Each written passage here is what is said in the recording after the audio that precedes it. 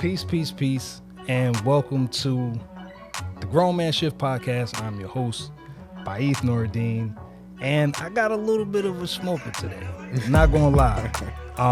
This young gentleman I had the pleasure of meeting within the last few months, and we kind of instantly clicked. It's not one of them things that as an adult, especially as a 44, making friends, you know what I'm saying? Being a part of different circles and things like that. I'm not going to lie, it's a little bit difficult. I'm going to just say that because how do you do it? It's like, you want to come to my house? Is it okay your mama let you outside? As a grown man, You know it's crazy. So it's like, you want to come play with my toys? So, I can say for sure, genuinely, it's been a pleasure this short time that we've had a chance to kick it on the numerous occasions that we kick it. Yes. And without further ado, I would like to introduce Mr. Jerrell. Hey, what's going on, people? It's Jerrell Obi from Jerrell's Better Burger, plant-based burger joint in New Jersey and also New York City. We have the title for the best vegan burger in New York City. So, and just to just to confirm what he was saying, especially same thing, I'm in the industry, it's really hard to make new friends, to filter out who wants something, so it's just like, I agree, man, but we clicked off the rip, man. Facts. So I appreciate you. I appreciate this. And like I told you before, man, this is my first podcast, man. See, give it up. That's it. First So podcast. I really do. I appreciate that because it's not easy to be vulnerable. It's not easy to let your guard down. You're not somebody that's in a position where you don't have anything to lose. You do. Mm-hmm. You know, you've been building your legacy for quite some time. So I'm honored and I respect the time and space. You know what I mean? For real. Appreciate that. First things first, I ask it like this. When you hear the phrase grown man shift, what's the thing that comes to your mind first? Grown man shit. That's the first thing that comes, like I like to spin off of it. Like, yeah, man. I mean, it's like, I'm 42 years old, so Nice. I'm in a 40-40 club. Facts. You know what I mean? Facts. So it's just like, it's, obviously new generation is taking over, especially in the podcast world, the music genre, just in general, and I think the grown men, we in that transition to like, facts. So like what content caters to us, what content that we follow tells our story, that we can dive into, buy into, so yeah, this is, so that's what I think when I see grown man shift, is we need to shift into that genre, make our own genre. It's a fact. Yeah. It's funny though. I was listening to a podcast and a gentleman, shout out to Omar, he was saying that people in our age group are actually, we have a better chance of gaining more traction by creating content because we have a lived experience that younger content creators just don't have. Like, they may have the technical know-how. They may have the new trendy thing. They may have all of those things. But because we've been tried and true in our experience, that kind of makes us almost like a mistaken Obi-Wan or Yoda in the sense of your experience speaks volumes. You're married, you have a child, you have a business, you have all of these different verticals that at one point, none of those things were a part of your purview. Yeah. And then as they start to come in, you adjust, you level up, you adjust, you level up, you set back, you level up, you set back again, and then you set back again, and then you level up. So it's something to be said, especially about our generation, because we've watched the pendulum swing from analog to digital. We remember blowing in the cartridge to get the Nintendo game to start working. You know what I mean? Going outside with just change in your pocket for the payphone. Things like that. There's just certain experiences that we have that the younger generation will never They'll never know. They'll never have the lexicon for it. And a lot of us being in this position, especially men who are men's men, who define themselves as the male populace, it's a lot to be said for your testimony, for my testimony, for our testimony. So it's interesting you say that. Speaking of grown man shifting, what was the point in your life where you realized as a young man that you needed to shift your ideologies or your friend group or your ambitions? Like, what was that point in your life where you were like, yeah, I need to switch some shit up a little bit? I think it's weird because I feel like when I started, I'm a serial entrepreneur. I own a couple of businesses, but when I started one of my businesses and I gained success, I started realizing people change. Like, that's the first time I got that real like, and I thought it was me. Like, is it me? I'm the same person. I'm just, you know what I mean? So it was just like, and the jealousy, the envy, ness came, and it's just like, I personally feel like, one of those things where it's lonely at the top. Yeah. You know what I mean? And it's also too, everybody grow up with their friends and stuff, but there's also that shift to where like you get to a certain level, a lot of people can't relate. Yeah. So it's, I think that was that shift to where like it didn't happen like the cliche version of like, oh, I changed my circle, and I surround myself success. Nah, it was definitely not like all my boys are still my boys. You know what I mean? Like you said, no new friends. Facts. Especially at our age. Yeah, and it was just like, nah, I just feel like as you gain more success, I think everybody changed around you. Yeah, I believe that, and it's just like no matter how you stay the same person, it's impossible because you're people don't like a 9-to-5 person it's hard for them to understand entrepreneur. It's a fact. You know what I mean? Like, you know what I mean? And so it's just like it's like whatever, like if entrepreneur got the freedom of traveling, right? I travel all the time. So I was talking about the guys look at me crazy. I can't take off, and it's just like, so I think things like that. I think my shift was when I gained success. I saw that people around me started changing, and I had to make a decision to see if I wanted to bring myself back down to that level, or for me to shift to a different wave to where like I just start distancing myself. From those type of people. Understood. Yeah. It's interesting though. You say when you got success, and not challenging that, but the person that you became in the process.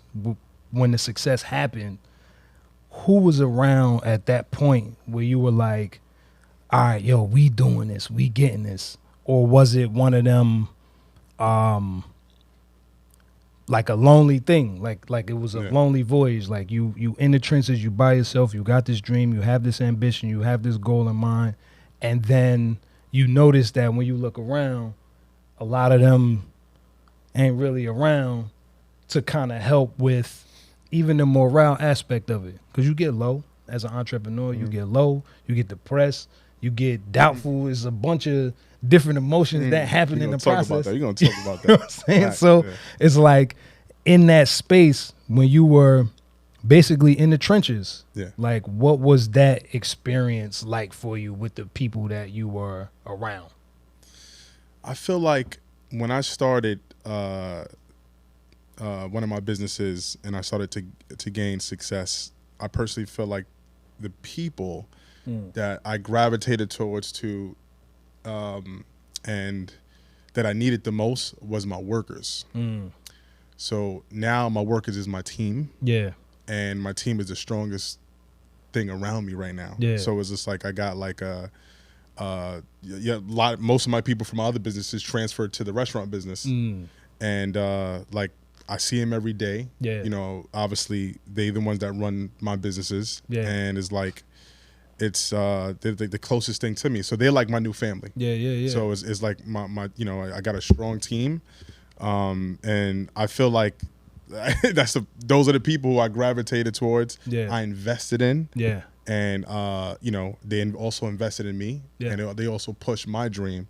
So most of the success I got now, obviously, is because of them. But I didn't really have I don't have partners. You know, I don't have like, you know what I mean? So it's just like one of the things to where like it's just all me in all my businesses. Yeah. And it's just like, I think that, and then also the relationships that I built with other entrepreneurs that I can rely on, I can call upon. But it's mostly my team. The team that worked for me now is literally my family now. Yeah, that's what's up. Yeah. And it says a lot about your character too, because you could be the type of person that you have a business or you have an endeavor, and every endeavor you have is just a different group of people around you every time. It's like hold up. Wasn't you just with such and such and Yeah. wasn't y'all just doing this thing? And it's like, yeah, but you know, had to move on and blah, blah, blah. And then you got a new thing, and then it's a whole new team. And then when you get to the new thing, you leave that team behind. So it says a lot about your character. Where did you learn that? Like, how did you become, or what was your blueprint of a man or manhood? Yeah. To make you like kind of stand 10 toes down on that principle. I think the blueprint, I mean, the start of it started with my pops. Rest in peace, Pops. Yeah, rest in peace, Pops. Yeah, so it's the OG. So it was like growing up, my father was the general manager of an animal hospital, Far Rockaway Animal Hospital. Also, that's why I found my love for animals. I wanted to be a veterinarian. So I dedicated went to high school, animal science high school, went to college, my studies was pre-vet. Yeah. So I was trying to follow his footsteps. Even though he wasn't a veterinarian, he was a manager at that veterinarian hospital.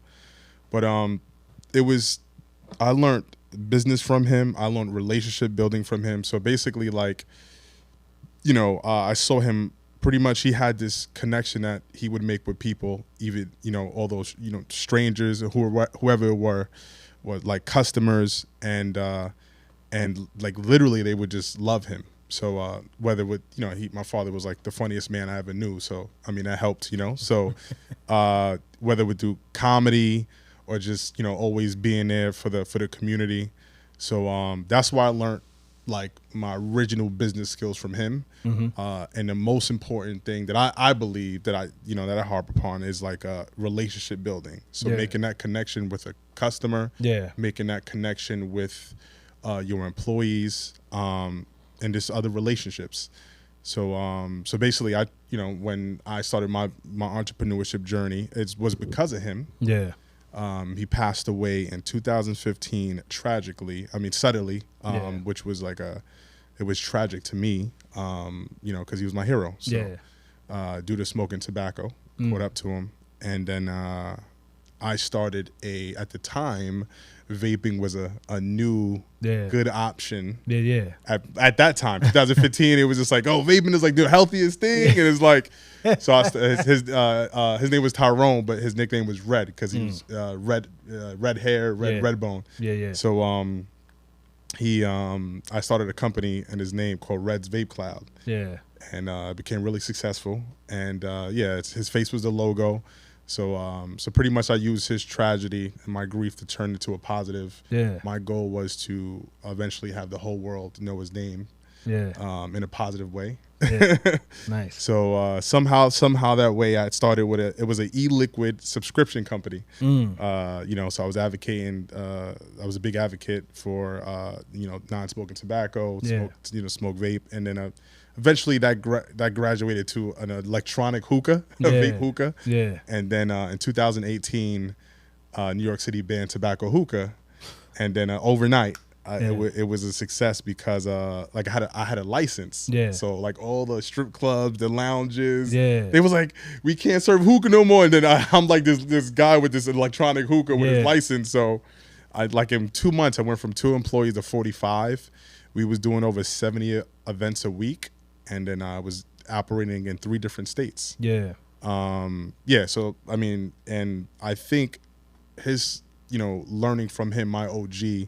I learned the relationship building. So I learned how to lead with love. I think there's 2 ways to lead, right? Yeah. Like especially I used to be the director of New York Waterway for facilities. So you can lead with fear, and you get certain amount of results. For sure. There's pros and cons to that. For sure. And I think you lead with love, and you get same thing, certain For amount of sure. results, pros and cons to that. Absolutely. I think the pros was, I think you get loyalty. Yes. That's the biggest thing. Yes. Like, one of the cons is, you get people taking advantage Yes. because you lead Okay. lead with love. So I learned from my father, right? So Yeah. I just led with love because I just learned that from him and learned the relationship building. And then I think that helped me gain amazing relationships throughout all my entrepreneurship ventures and business, career. And I feel like those relationships I have to this day, and also with my employees as well. Yeah. So, I mean, that's I think that was like the main lesson. That was my first lesson growing up. Just watching.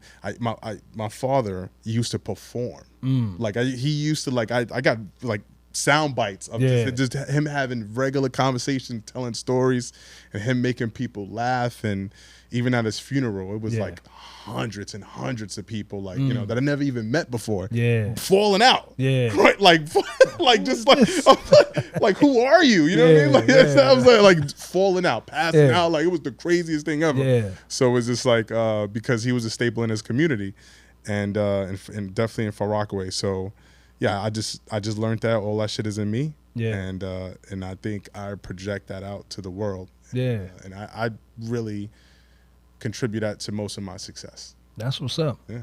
What because you said leading with love and leading with fear, and the pros and cons to both. Do you say that the experiences that you had from leading with love led you to what you do now, like as far as the business that you have now, or was it just like how did that get on your radar? Like leading with love, and you got this team of 45 people, and you doing your thing, and it sounded like all the wheels was clicking. Yeah. What was that thing that was like, you know what, I want to transfer this love and put it into this kind of business? Oh, COVID. Okay. Yeah. Okay. So basically, like, tell you a funny story, right? How I even started Jerrell's Better Burger. So during COVID, all nightlife shut down. So so just like that, like all my accounts is like, restaurants, nightlife, So just like that, like it was hilarious. So it's like just like that, we had to stop the business, and then all my employees was like on the books, so they got the stimulus and all the extra $600. Yeah. And I remember during COVID, like there was like underground parties. Yeah. Like they was getting busted up from the sheriff's department. Oh yeah, all the Dominicans in New York. Bro, I saw my hookahs on TV. Like it was crazy because that's me. Yeah, because everybody still called me like, "Yo, we got this underground party." I was like, "Yo," it was funny too because my employees, they had like we had uniforms. Yeah. I was like, as soon as they come in, take your shirt off and just leave the hookahs there. Just go with the crowd because I didn't want them to, but it was all good. We never got a ticket, but they used to give a lot of tickets out. Fact. The COVID thing was crazy, but I'll tell you a funny story. I was deep into the COVID thing. A lot of changes. Yeah. I just recently moved to Long Island, Floral Park. Obviously, George Floyd, Black Lives Matter movement was a big thing for me. And I was like living in a white neighborhood, so it was like I was a little conflicted, so like and felt a certain way about it. And it was just this thing where also too I started to get into sustainability. Okay. Also veganism. I started just to do my research, and it was random story. And I was watching the Oscars. Yeah. And Joaquin Phoenix won the Oscar for best for the movie best actor for the movie The Joker. Okay. And he gave a speech about veganism and sustainability when he won his Oscar. Yeah. Right after that, him and his date with his Oscar, he went to some place called Monty's Burger, plant-based burger joint in LA. They call it the vegan the vegan In-N-Out. Okay. And In-N-Out at the time was my favorite burger joint. Ooh. So I'm like, what? Yeah. So I'm like, vegan In-N-Out? What is vegan? Like, you know what I mean? Like, what is that? So I need to get in on this. First of all, that was crazy free press for them. I mean, those photos went super viral. And what happened was, like, I started to do research, and I came across the amazing Pinky Cole, Slutty Vegan. Oh, yeah. You know what I mean? So it was just like, and at the time, I think she just had one location in Atlanta.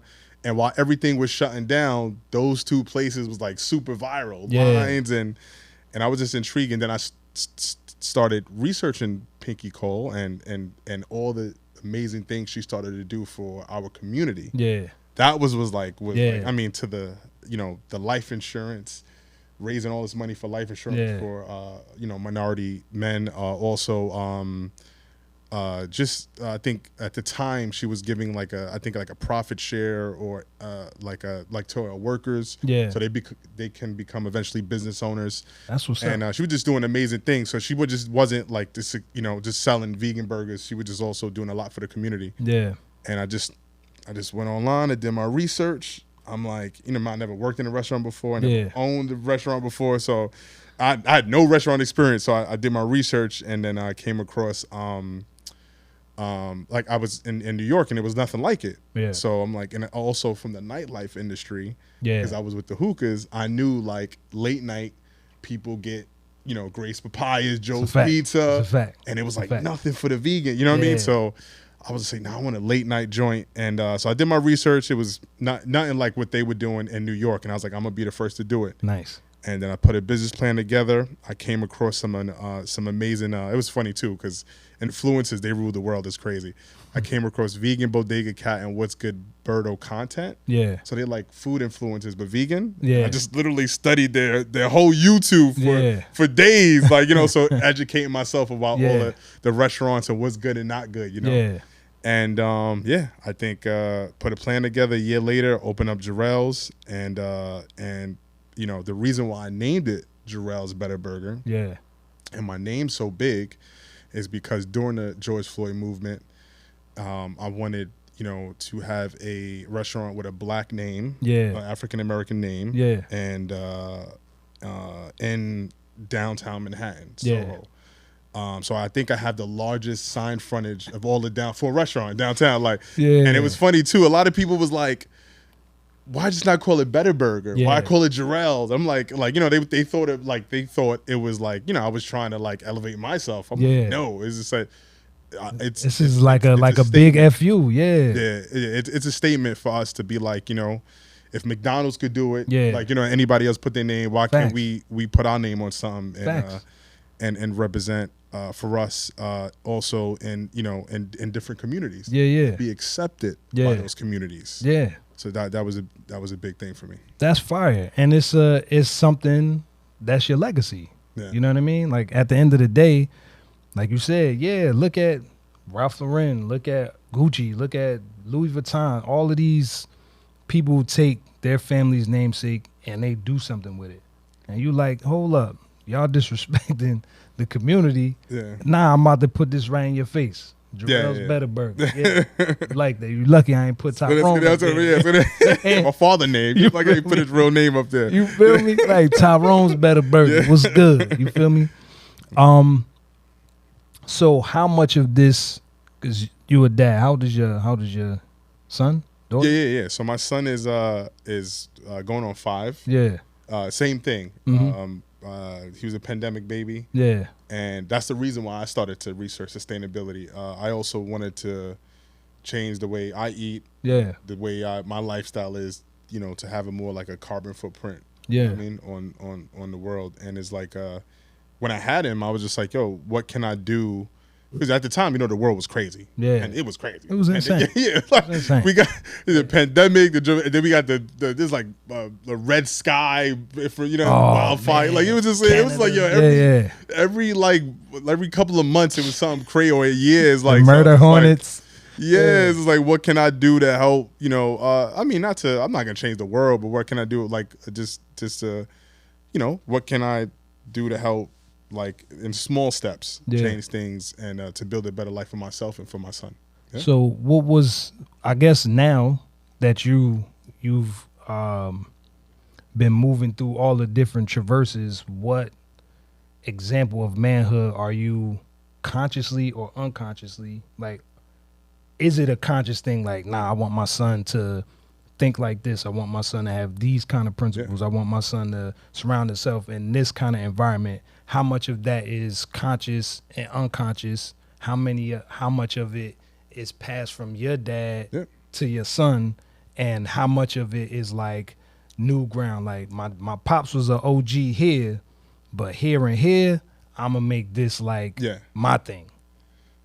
Well, I think is a couple of ways to answer that, right? Mm-hmm. Like I think my father was a great dad. I mean, even obviously when he had issues with my mom, but they were married 36 years. You know, what I mean? He forced himself to be there, which you don't find nowadays. Yeah. You know, however, what trials and tribulations that he that he had in being a father, with multiple kids. Yeah. I also got like a half brother, so it's that so it was like I believe that him and my mother built an amazing household for us, and we all also we're like welfare Section 8 babies for Rockaway, you know what I mean? So like I grew up in Section 8 low income housing, all my life, so it's one of the things to where like and with that environment, they still did the best they can. Absolutely. And gave us whatever. Like when you were a kid or a teenager or even a young adult, you don't understand. It's a fact. You don't understand. People don't give their parents praise. Mm-hmm. They take them for granted. They do. You know what I mean? Until you have kids. Yeah. And then now. At 42 years old, now with my son, like I was thinking about last week. I was just like, yo, how, like, I can't believe, I got the most up respect from my parents. For what they gave us, Facts. And with all the things they took for granted. Facts. Now when my mom texts me she need anything, before I'd be like, now it's like, I can't even, because it's just like, they gave us the world, so it's just like I think so to answer that is like one of the things to where like it's obviously my son is not going to be raised in that environment. He's gonna obviously he's gonna be raised in a different environment for sure, but also too, how do I teach him the values that I gained from being raised in that environment? So I think the pretty much Far Rockaway and everything I went through made me the man who I am today. It's a fact. It's a fact. So it's just like I don't want to spoil my son too much. So it's like that fine line to where like I'm still trying to figure out myself. How to be the best dad to my son, give him whatever he needs, and not have him go through what I went through. But at the same token, how to teach him not to take that for granted. For sure. Ain't nobody trying to raise no spoiled brat. That's what I mean, at the end of the day, because it's like, I look at my son. My son I have 3. So my oldest son is 23. My daughter is 19. My youngest son is 9. The different versions of me and those, like raising my oldest son as my first kid and not knowing, and then raising my daughter who's not my biological daughter but came as a package deal, and then my youngest son who was that was the first intentional, like, me and you gonna have a kid, we gonna get married, we gonna have a kid, even down to we gonna have him, you want a fall baby, a winter baby, a summer baby, same thing with my son. You know what I mean? So I definitely understand. And the funny thing is, I didn't really start challenging my ideologies until my youngest son. My oldest son, I challenged a lot of them. Like, I used to get ass whoopings. I probably stopped whooping my son. The last whooping I gave him was like maybe 7. And that's like a handful, maybe 3 or 4 times, just because I thought that's what you're supposed to do. And I did it until the last time I did it, I was like, this don't feel good. It don't feel like love. It don't feel loving. It feels like I'm a person out of control of my emotions.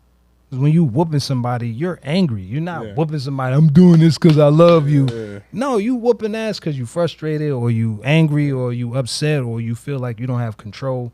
And your kids are essentially a place of control as a parent, or I would say as the ideology of parenting from our generation. You do what I said. Ain't no back and forth. You don't have an opinion. And now it's totally different. Now my kids have opinions. Because like you said, when I became a parent, I realized my parents were people. They weren't just these mythical beings that God bestowed upon the planet.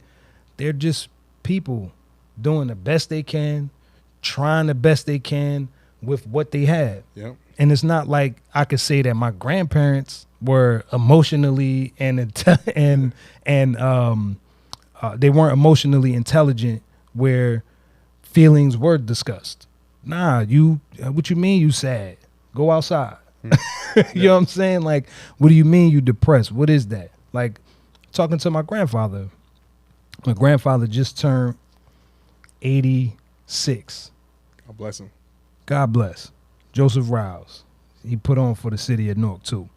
It's the first time I ever got him to recognize that he was depressed. My grandmother passed. He hasn't been the same. It's been 3 months. And Granddad, what's going on with you? I'm like, are you depressed? And he like, nah, Abaith, I am. I'm depressed a little bit. I'm down. For somebody of that generation, that's probably the first time he ever said them words at 87. So when I talk about us and what we learn from our dads and what we share with our kids, I feel like we're doing a justice by wiping the slate clean a little bit, just by not introducing them to that ideology, those ways of thinking. Like, real men cry, but they also fix that shit. Yeah, they don't just, you know what I'm saying? Yeah. like you could cry. Yeah. But stay in there. Yeah. Exactly. What are we gonna do to fix this? I had a good one too. What age did you realize that you had to take responsibility for your own growth? I was damn, you're gonna get this out of me. you're gonna get it out of it. So I was a late bloomer as the responsibility. So I lived with my parents until I was almost 30. Oh, okay. Yeah, you know what I mean? Because it was for no reasons. shame, no shame, yeah. No shame. So it was just it was man. It was just that time. It was around that 30-year-old. Because everybody always yo, bro, you mad successful. You must have went to. I went to school. I graduated college and I switched my major to business management. But literally when I came out of school, had a couple of jobs, but I was focused on real estate. Yeah. So real estate, you make your own hours. And, facts. You know how it is. Yeah. Ups and downs or whatever. Facts. I went through multiple markets. The 2009 crash. Then I worked in the foreclosure department, making crazy cake, and then that. So it's one of those things to where I was always up and down, and it was just I was just riding that wave. Yeah. So it was just obviously it was one of the down periods. So I had to move back home, and I guess but still I have an amazing connection with God. So I have definitely not too religious, but crazy spiritual connection. Yeah, so for sure. So I'm always happy. Yeah. No matter what, even at my lowest. Yeah. You know what I mean? So it was weird. You know what I mean? It's a weird thing to where I'm any day I'm always blessed. I look at the positive, and also too I believe whatever negative I'm going through is for it's for a reason, because helping you write that story. Yeah. So it was just so it never was I never had that go getter attitude. Yeah. It never was about, because I'd be broke.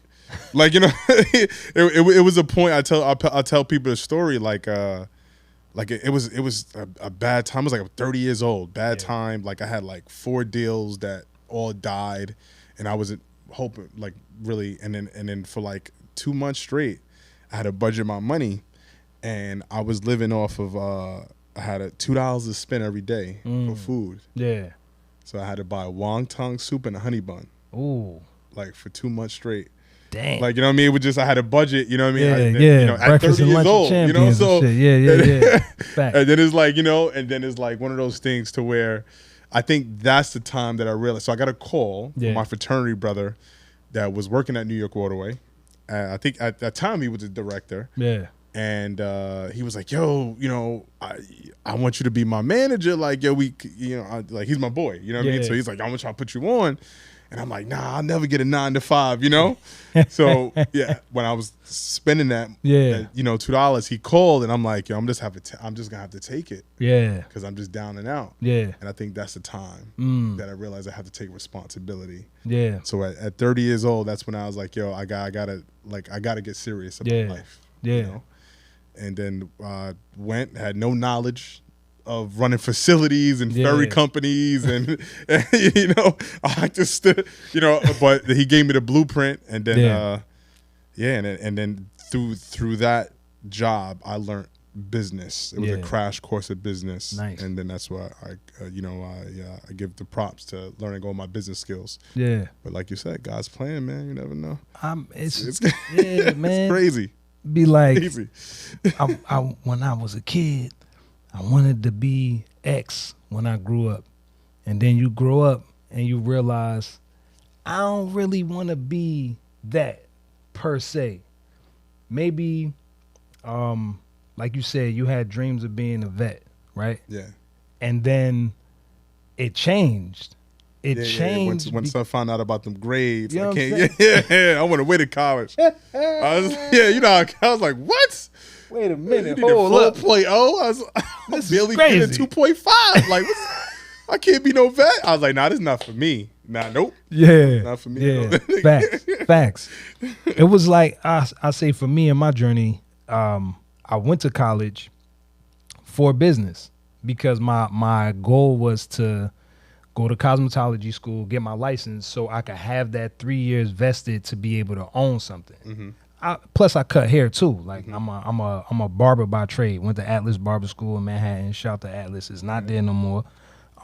Miss Marie, she was a little short, white lady, but was like on it. Could fade with the best of them. Dude, you had to do the razor with the shaving cream with the balloon? For sure. We did that, but then Atlas's claim to fame was they did $5 haircuts. Okay. So you could come, anybody could come get the $5 haircut. It might be a gamble. Yeah. Might get your hairline pushed back a little bit. But it was like, it gave you that real life pressure to like do something. Yeah. But then I had a kid. So it was like, I had a kid. I had this ambition to do this. Like go to culinary school. I was gonna go to cosmetology school, go to culinary school, own me a restaurant or a few, own me a few salons, like some unisex joints. You know what I mean? At the time I was single, so I'm like, man, listen, I'm about to be lit. A single guy doing hair for women. Crazy. It was gonna be crazy. God had other plans though. Rightfully so. Crazy. Rightfully so. So it was like when I became a dad, all of that went out the window. And the only thing I could think about was like being there, because for a big part of my life, my dad wasn't. My dad was there from like born to like 7, and he was in and out the streets, on and off drugs until like I became a dad. So when I became a dad, that's when my dad really got like back active, like in my life. Like you need something, I got you. He got clean, rest in peace. He passed away around the same time. As your pops. Rest in peace. And the blessing of God's plan kind of changing the trajectory is I get to sit in this room and have these conversations that I never. What is a podcast?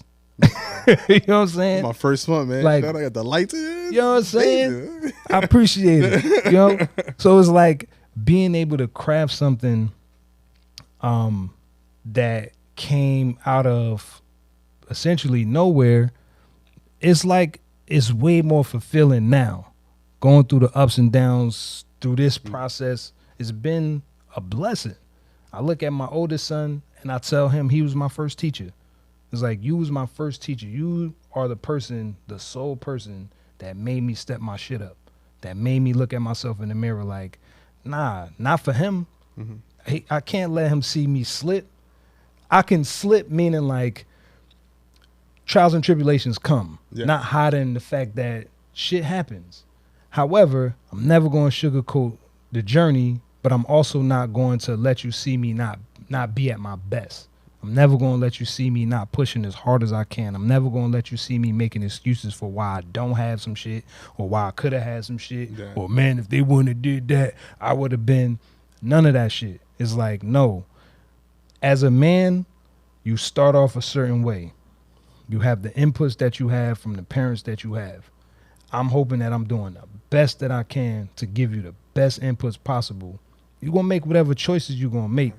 However, I'm hoping that those choices that you make, my voice is in the back of there somewhere. Like, man, you might want to, Yeah. if my dad, he'll probably be, you know what I mean? As opposed to it being like, He don't care. yeah, like, Yeah. for I real. can do this. He don't care. He don't care. It's like, nah, I'm a person first. My kids are people first. Even though they're quote unquote my children, I don't treat them like property. I treat them like people with thoughts, feelings, emotions. They have their own rhythm. And that cadence started, I'll say early for me. I was 21. Mm-hmm. I was 20 when my son was born. My son was born 3 months before my 21st birthday. So I'm a kid having a kid, and stepping my shit up was just like, it was like an insatiable appetite. It was like, nah, my son ain't never gonna see me out here on no bullshit, like, ever. And I appreciate that time, because that time I stopped watching TV. I started reading more books. I went a whole year. I didn't watch no TV. I was just Think and Grow Rich, the Millionaire Next Door. Like, that's, my friends was looking at me crazy as hell. Like, bro, you mad old and young at the same time. You know what I mean? But I just knew that I wanted something better than poverty. I wanted something better than excuses. I wanted something better than, man, my pops could have been something, but he just never got his shit together. I just never wanted it to be that. And with each iteration of my parenting journey, so evolved my manhood. So evolved the way that I showed up in my house. So evolved the way that I showed up with my wife. Like, even now, we have date days mandatory. Every week we go on a date. It's mandatory. Yeah, have to. You need that. Mandatory. Because at the end of the day, when the kids move out and they grown and gone, it's just gonna be us. Then it's like, you wonder why, or it's no wonder why, when the kids go off to college, the parents get a divorce, because it's like, well, who are you? I haven't really tapped in with you in 10 years. I ain't really touched you in 12. It's an interesting journey to evolve in all of these different verticals, but I'm so grateful for that. I'm so grateful for being able to see it when I saw it, and not later. Like, even now, I'm still seeing it in different ways. But at least the baseline is there where, you know what I mean? It's still fruitful in my mind. Like, my parenting game is still fruitful in my mind. You know what I'm saying? Who knows? Who knows what the reality is? So you caught. So basically, that like you said, that shift, that room, like, you know, that responsibility happened when your first child. Yeah. It had, like, crazy. It had to. Yeah. Like, how long you been married? I've been with my lady. We're not married, but I'm engaged. I've been with her. We going on 13 years. Okay. Fire. What was the evolution of you and y'all relationship? Because you talking about she met you right when you was about to change. Like, right when you was about to turn up. It's crazy too, because it's just like, I think she, exactly. I think she knows all the ideas, right? Like, it's funny too, because it's just like, she was my first person I pitch everything to. It is the craziest thing. Like, Babe, I remember, like, I never forget. I remember I came home. We wasn't even living together, so she came over to my crib. I lived in Marine Park, Brooklyn. And I was taking a train to go to work for the New York Waterway.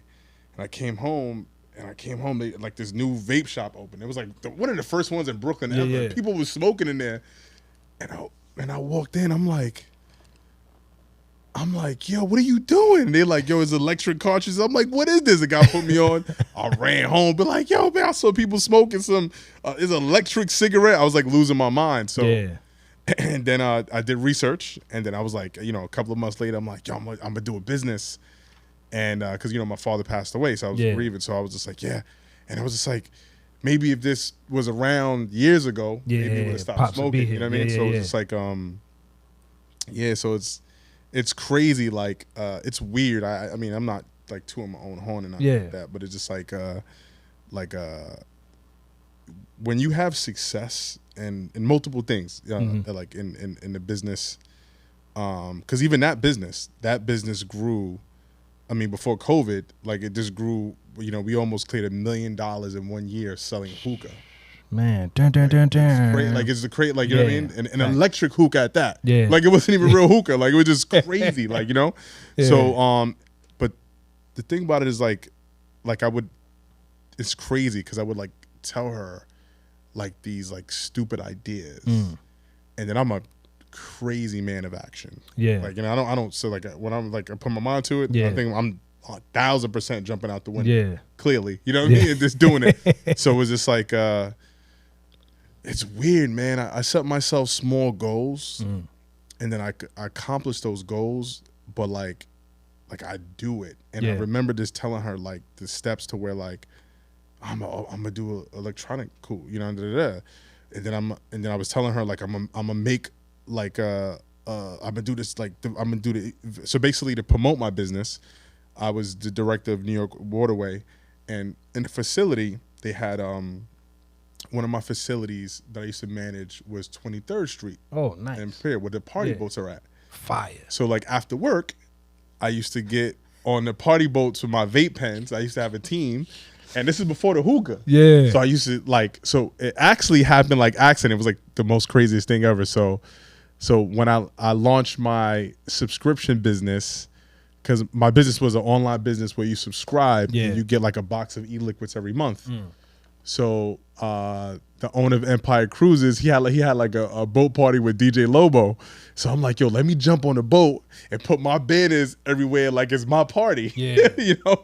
So I did it, like I did the party, and I was selling the pens, right? So basically I had girls walk around and have people sample flavors to buy the pen, but mostly to subscribe. For sure. Like, you know what I mean?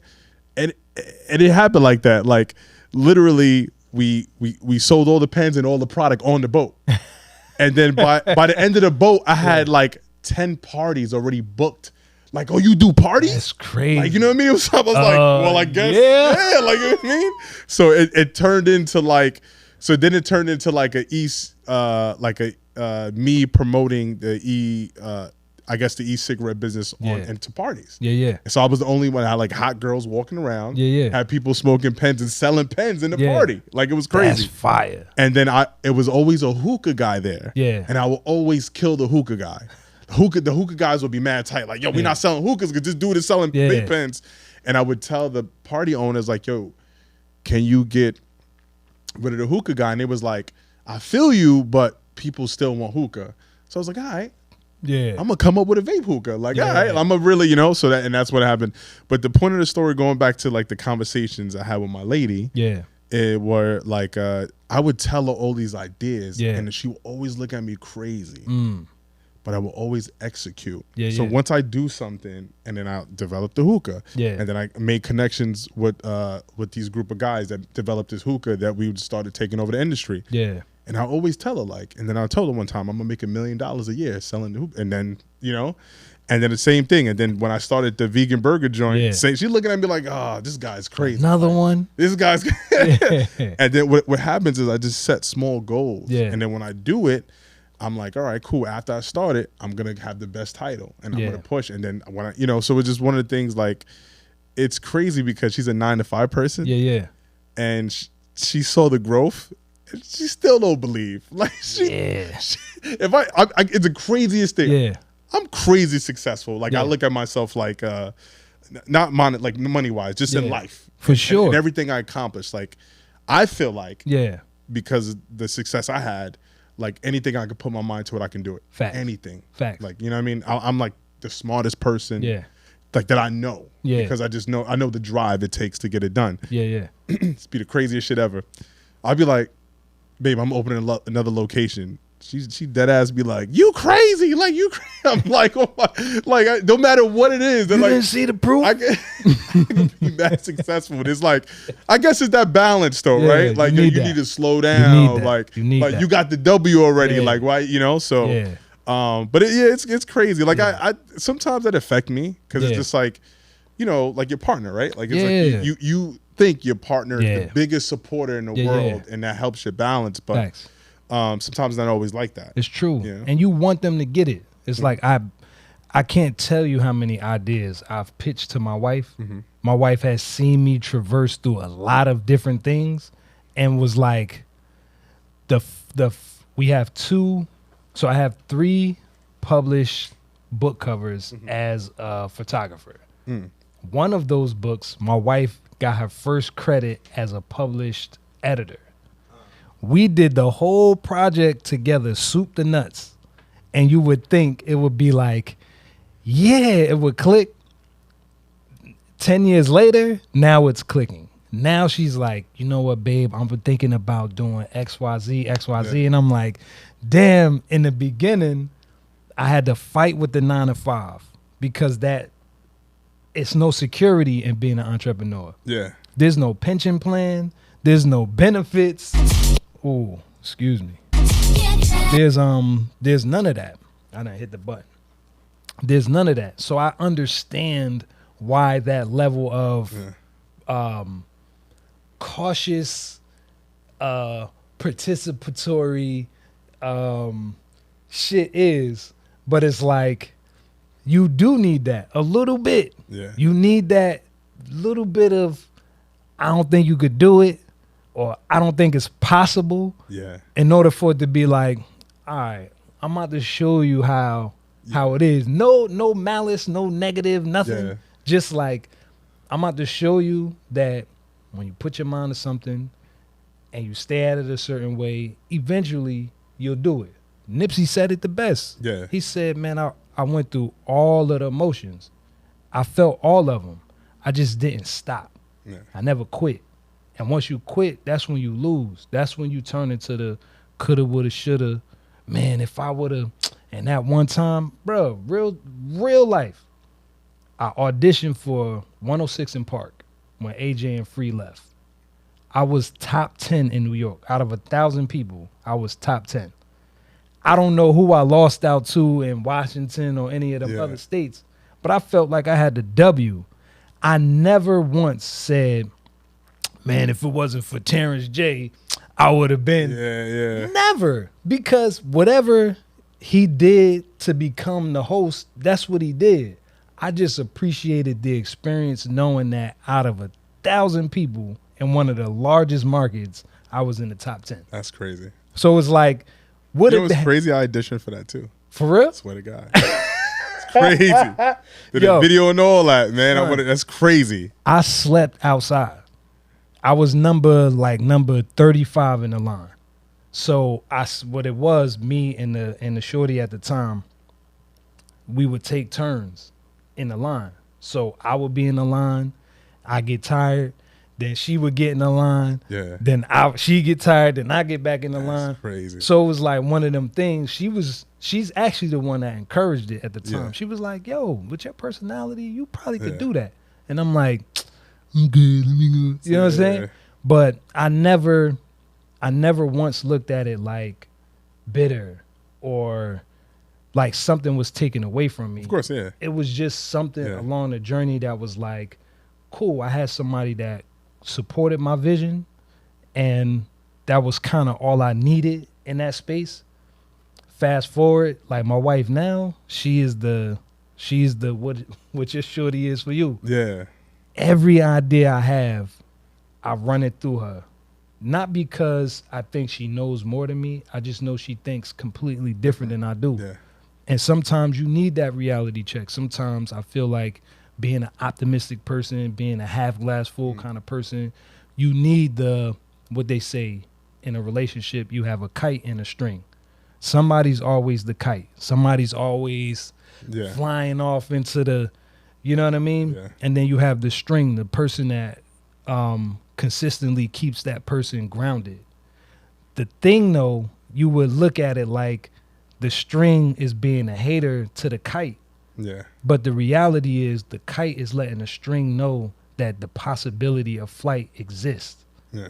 And the string is letting the kite know that, you could fly around and do all of that, but you could still be grounded. Yeah. And you need that. You know what I mean? Like you 100% need that. That's deep, man. I mean, I'll be trying this. That's fire. Like I look at it a little different though. 'Cause you are right about that. It's crazy. I never looked at it like that. But I also looked at it like when we spoke about before. Yeah. It's hard for a 9-to-5 person to understand. 100%. So I look at that when I pitch anything to her. Yeah. It's just like that overload. You know what I mean? Like, I'm not a risk taker. Like, you know what I mean? So it's just like, and I'm nothing but a risk taker. Hitting the eject button, like, it's like, I don't know nothing else but to take, right. like, so it's one of the things. But I like that. I like yeah. the kite in the stream, man. That's fire. So would you say that vulnerability, because you're able to pitch the ideas knowing that her lexicon isn't quite like yours, would you say that vulnerability is a comfort? Like, you comfortable with being vulnerable when it comes to your thoughts, feelings, emotions, things like that? Yeah. I think, it's my partner. You know what I mean? So I feel like, I'm going to tell her everything. I'm going to pitch her everything. And it's just like, she, like you said, a lot of feedback she gives. But also, too, she's worried about, like, we have we building something, we have family, we have, expenses, bills, and want to make sure that, something goes wrong, not, you don't put all your eggs in one basket. It's a fact. So it's like you said, there's a string, Yeah. But I'm up there, I'm flying. Yeah. I'm flying. And I'm like, I'm like, you can hold me back when you want. I'm untouchable until something fell. Nah, I'm joking. That's what's gonna happen. I gotta have a failing business or something like that. Like, that's like, this shit gotta happen. Like no, I'm joking. I'm never gonna stop to this day. To this day, we ain't stopping. Now, you know what it is. I think it's like I won't also like using my my money and not having partners. Like I know my limits. Like I know how to. But yeah, man. I think. I love that. I love the kite analogy, and I feel like I look at it like you saying that is making me visualize like her role. Yeah, like, you know what I mean, in all this, and I think she's, like you said, she's just holding that kite. It's important.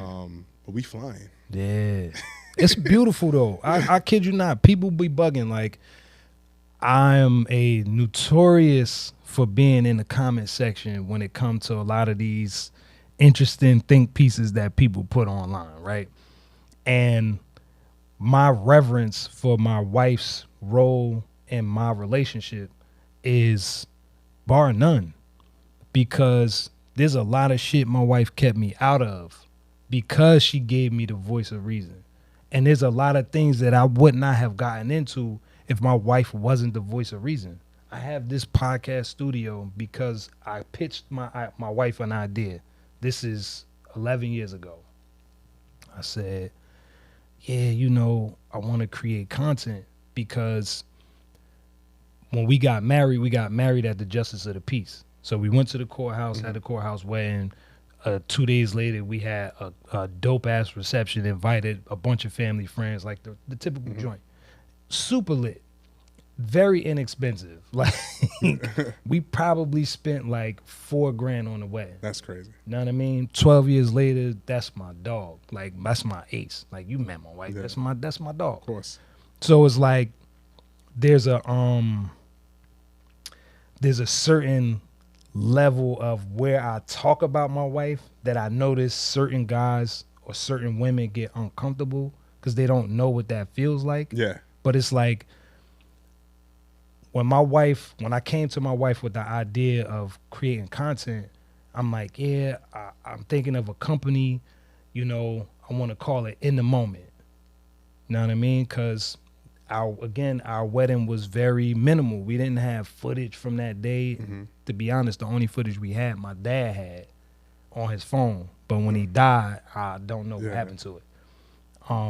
So there was a certain level of, I felt like we kind of got gypped in our experience, and what I was doing was creating content so people would never miss out on the moment. Okay. Right? Like that. My wife in the kitchen washing dishes. I tell her the idea. I'm super excited. My wife go, she said, that's actually not bad. 20 minutes later go past. She like, babe, I was thinking you should name it Be in the Moment. She said, like be because you ba'ith, and like be like being present. That's fire. Bruh. That's it. Bruh. Never envisioned having a podcast studio. Never envisioned having clients. Never envisioned working, helping people walk through the process. Never envisioned doing any of this stuff.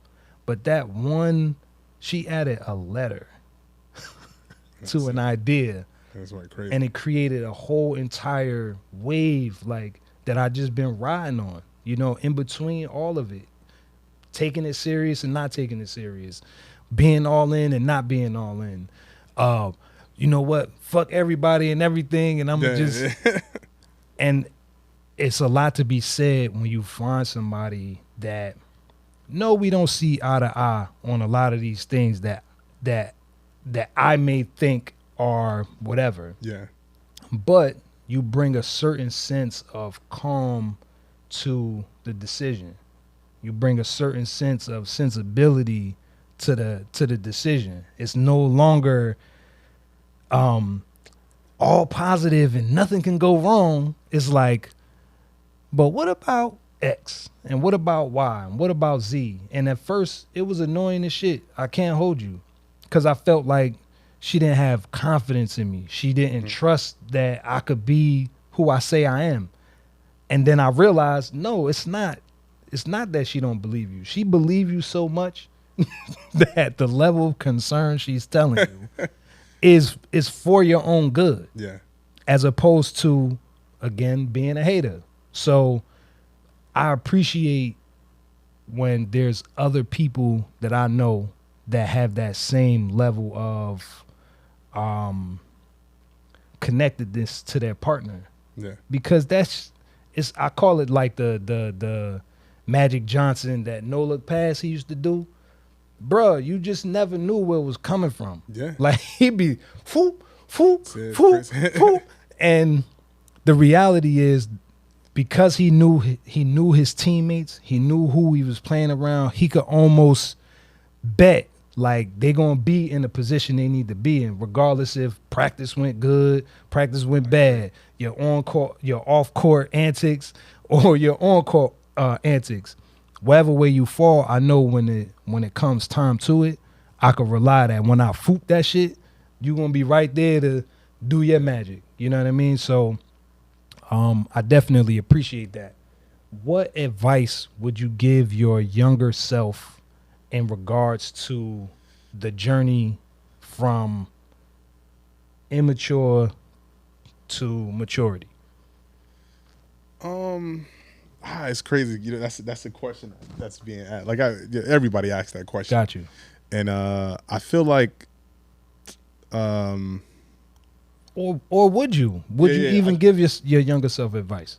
So my thing is like, because I never been asked it, but I saw people ask. Yeah. Like successful people that question. Understood.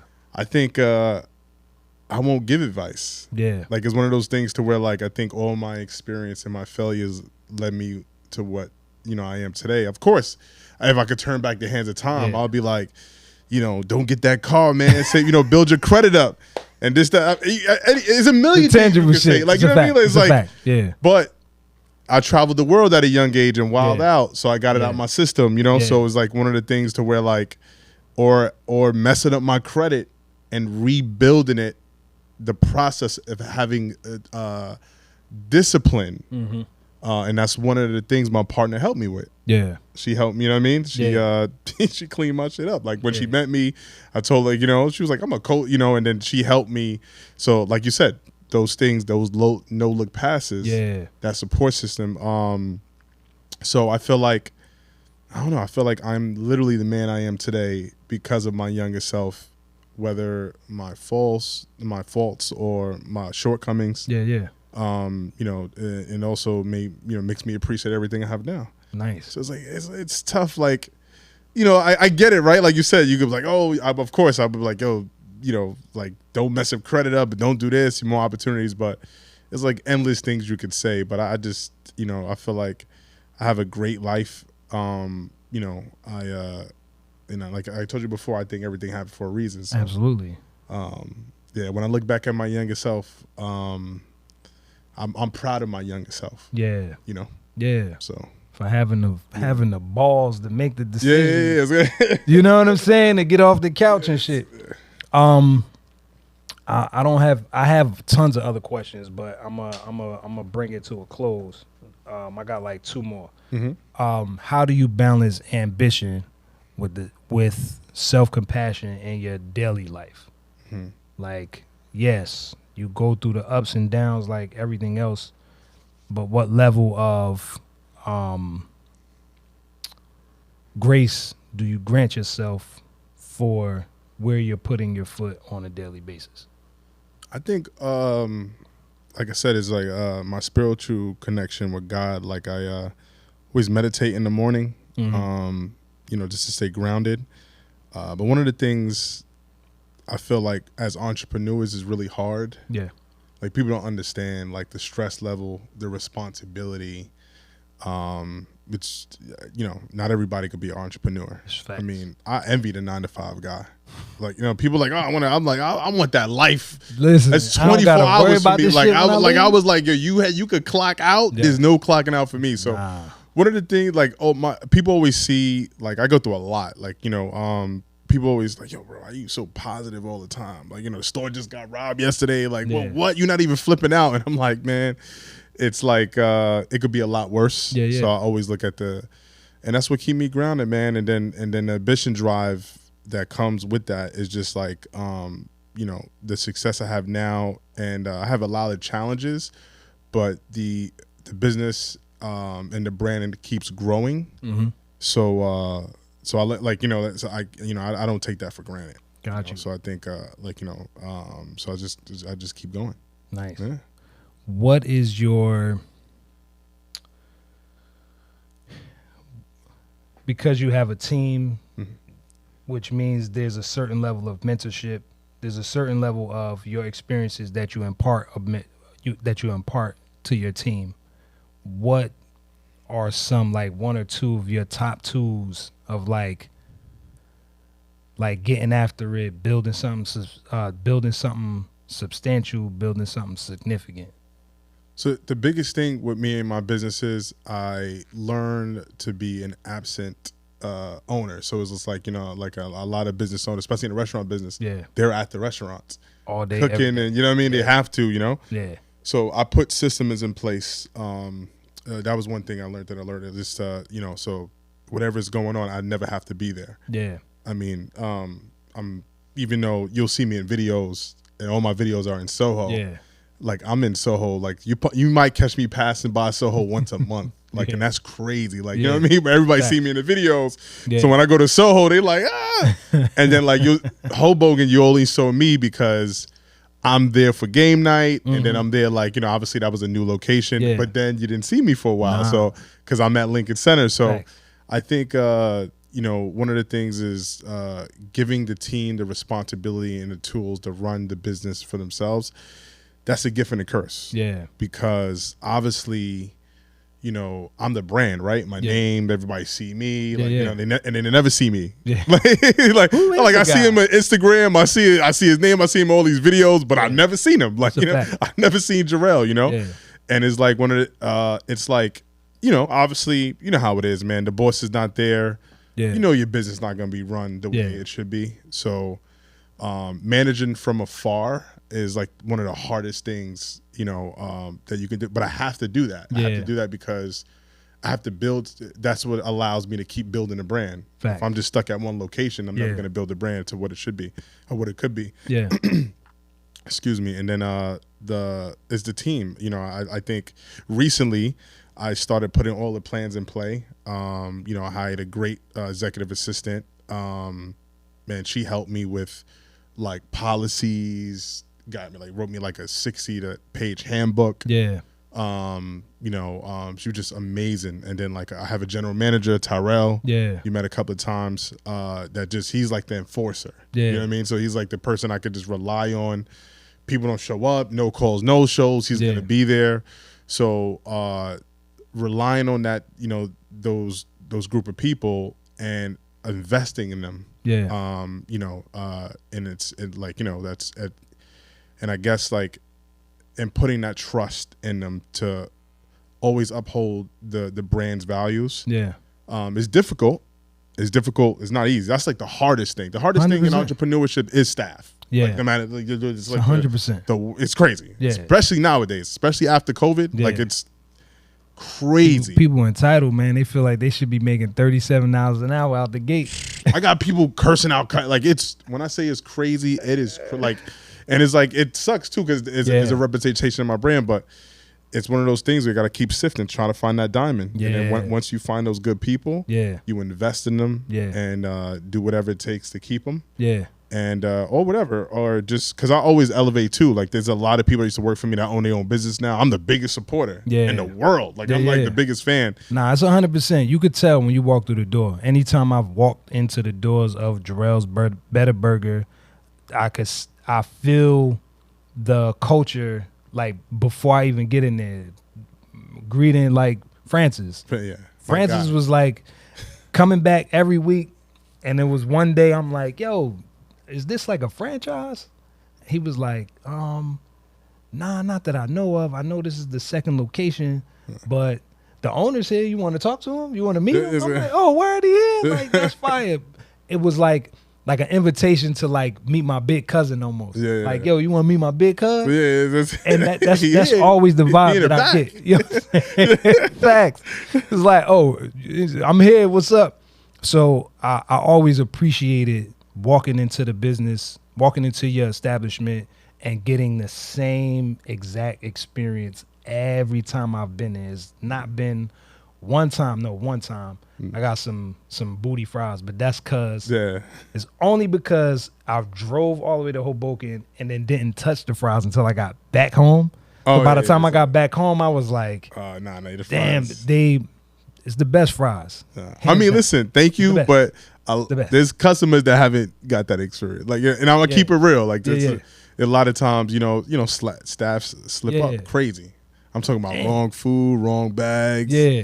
You know what I mean? So it's just like attitudes, like, you know what I mean? So it's like, what do you mean bacon? It's gonna facts. I'm not doing that. Yeah. You just want cheese fries? Like, nah, we don't do that. I'm like, you can just do it. It's like facts. So it's like, but it's like, we try to, and then shout out to Francis, man. He left Jerrell's. Okay. But he's doing the Hollis brand. You know that the collab, you already know, but Francis, man. Francis out of here, man. He got to, like, they doing some amazing things. They finally got their shipment in. Yeah. And they're pushing out thousands and thousands of pieces of their merch. And I'm the biggest fan. Of course. Like, it's crazy. I call him every day. He's like, yo, bro. I mean, because it's not every day that you get to work in that dynamic. It's been plenty of times with him building a brand, with y'all building a collab together, where he on the counter pressing teas while serving burgers at the same time. While running game night at the same time. So it's like, I definitely can attest in real time, like seeing it with my own eyes. It's not bullshit. You're not saying like, posture. It's like, nah, I believe in my squad and I'm never going to hold them back. I'm going to give them all the tools that they need to succeed here, but the tools that they're getting to succeed here, they can take it anywhere and succeed anywhere. So that's fire. And on top of that, we try to elevate. So basically, I mean, same thing. The collab with Francis. To Ja Bills Tyrell. That's Ja Bills is his artist name. He's a rapper. My general manager is a rapper. He made a Jerrell's He made a Jerrell's Better Burger song. So it's just like all the things where I try to elevate. You know what I mean? Like we got in-house editors that I pay. Like, so like whoever has like a special thing they do with talent. Like I'm always trying to incorporate that in our business so I can support them and push them to the next level. Makes sense. Makes crazy. A lot of sense. Well, shoot, man, this has been a valid chop up. I'm gonna leave the bullets at there. Any important words you want to leave with the people? Anything you want to wismatize out there? Nah, shout out to you, man. It's my first podcast, man. My first getting all my stories out. It's great. 3 years in the making, man. I'm telling you, a lot of people, like, yo, Jerrell, I want to talk to you. I want to interview you. I'm like, nope.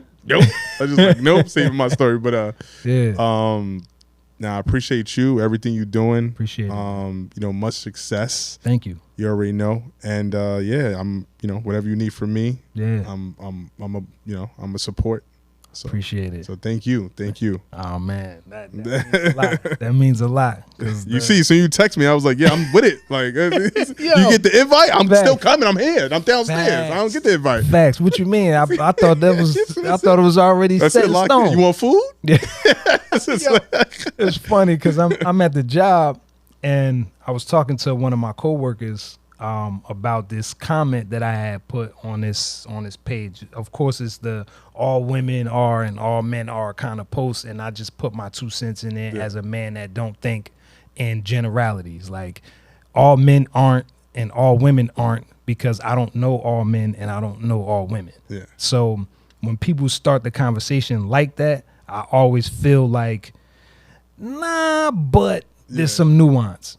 And as I'm telling her, like, you know, the exchange that I was having with one of the gentlemen in the comment section, you had text me like, yo, you want some burgers? Yeah. And I laughed, and she was like, why are you laughing like that? I said, nah, because for you to be in the position that you in, you don't need to do an interview. You don't need to do podcasts. You don't need to do none of it. And the fact that you spending your time here with me in this space and are still being hospitable in my space, it was just mad funny to me. Like, yo, this dude really got a good heart, man. So I'm just glad that, you know, the candid conversations that we've had at your establishment led to us actually doing this, because we done mad times like, yo, we got a link, man, for real. Good podcast here. I was like, yeah, let's do it. I was like, yo, for real. Yeah. But I'm gonna keep it real. Yeah, I keep it real. Like, it was just a connection. Yeah, bro, I'll be shutting down that. No new friends, bro. I'll it's be shutting down. We talked about it. Stranger danger. It's crazy. Stranger danger. Crazy. And you know me, I get on a daily. Yeah, facts. To DMs, messages. I get everybody asking for everything and under the sun. You know, I don't entertain nothing. Like, it's like it has to be like that, you know? Yeah. So. And it's about you. Like, yes, this is a conversation between the two of us, but I also feel like my labor of love is bringing light to stories. It's bringing light to people's experiences, especially men who are doing something of quality, men who are of quality, who have character, who have integrity. And I just think a lot more of that needs to be shown at a larger scale. So, you know, thank you for being you. Thank you for you know, to be me, man. Yeah, thank you for putting on for, you know, men in general, men of color in general. You know what I mean? So, yeah, without any further ado, it's Mr. Noureddin. It's Mr. Jerrell over there. This is the Grown Man Shift Podcast. Like, share, and subscribe, all that good stuff. I mean, I'm still figuring out the journey on this, but tap in. Got the email, grownmanshit@gmail.com. Any topics you want to talk about, any things you want to see discussed. If you yourself want to be a guest on a pod, shoot me some kind of holler. All right? Peace.